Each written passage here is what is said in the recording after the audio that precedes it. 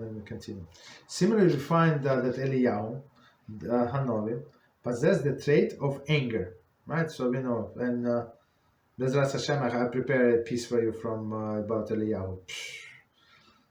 Fire.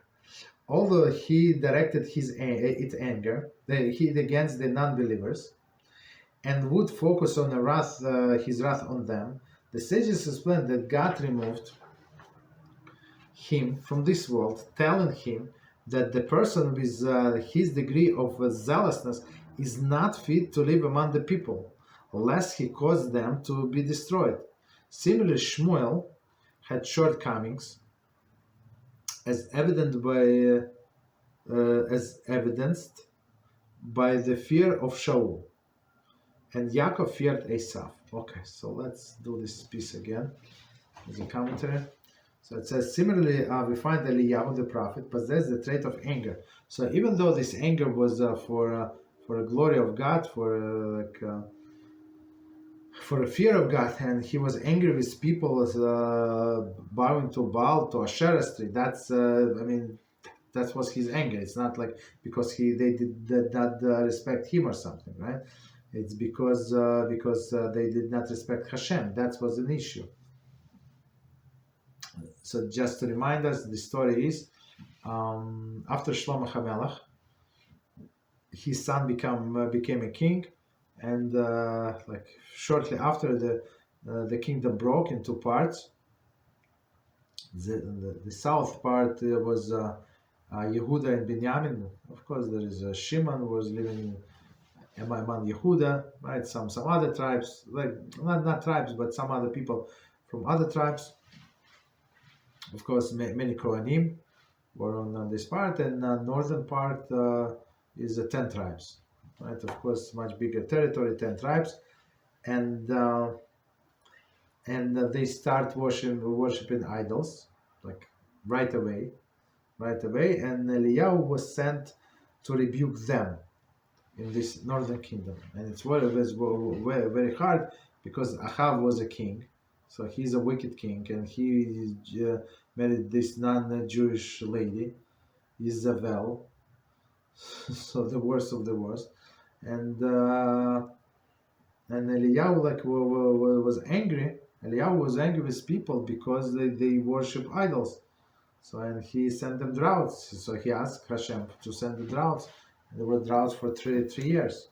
A very difficult time for people, for everybody. So he was angry. So HaShem said, "Look, I'm what? They disrespected you. They disrespected me. Like what? Why you HaShem argue with Eliyahu? He said, why are you more zealous than I am? I can forgive them, but you cannot. What's going on? Is it for my honor, or maybe it's for your honor?" Of course, he knew that Eliyahu was purest of the living being, but that's very interesting how he was very, very zealous. So continue. Although he directed against the non-believers, right? Non-believers, but Jews, right?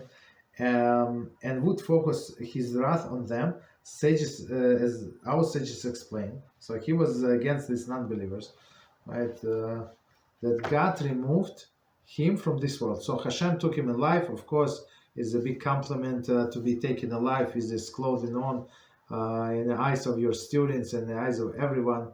That's true, but the explanation of HaShem is not so complimentary because you're too much, right? So he telling him that a person with his degree of zealousness is not fit to live among the people, lest he cause them to be destroyed. So HaShem does not want people to get destroyed. HaShem wants people to do teshuah, two different things, right? Of course, in the process they can get destroyed if they don't get the message. But that's a different story. But he was overzealous. He would say, "Oh, you don't want to serve Hashem, maybe it's better that you die." Okay, and actually, you know what? I am going to pray for you to die. So that was Eliyahu. Similarly, Shmuel had the shortcomings, as evident by the fear of Shaul.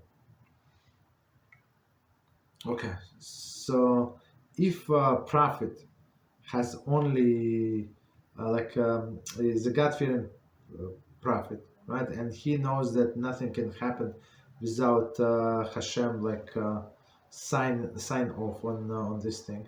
So he would not fear anybody, including Shaul, even though he was a crazy little the Shaul.